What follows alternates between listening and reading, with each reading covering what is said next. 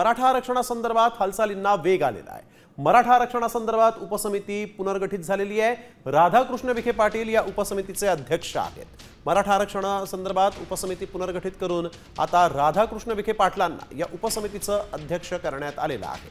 आता त्यांच्या अध्यक्षतेत ही उपसमिती काम करणार आहे। मराठा आरक्षणासंदर्भात एक उपसमिती पुनर्गठित करण्यात आलेली आहे आणि या मराठा आरक्षणासंदर्भातल्या हालचालींना आता मात्र वेग आल्याचं दिसतंय। एकीकडे मनोज जरांगेंनी 27 तारखेला मुंबईमध्ये येण्याची भाषा केलेली आहे आणि आरक्षण घेऊनच जाणार असं म्हटलंय, तर दुसरीकडे आता सरकारनं मराठा आरक्षणासंदर्भात उपसमिती पुनर्गठित केलेली आहे आणि त्या उपसमितीचे अध्यक्ष म्हणून मंत्री राधाकृष्ण विखे पाटील यांना आता जबाबदारी सोपवण्यात आलेली आहे।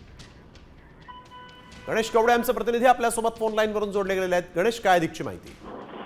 नक्कीच मराठा समाजाच्या समस्या सोडवण्यासाठी खरं तर ही उपसमिती आहे ती स्थापन केलेली आहे।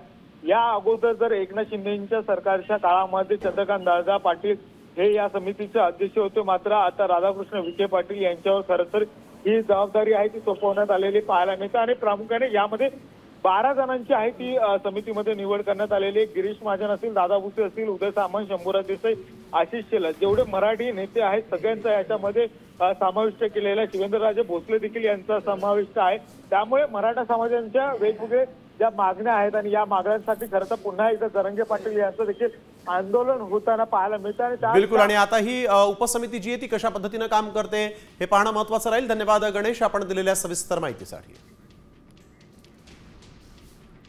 आता isakal.com आहे देशातील नंबर 1 ची मराठी न्यूज वेबसाईट। प्रत्येक अपडेटसाठी isakal.com ला नक्की भेट द्या।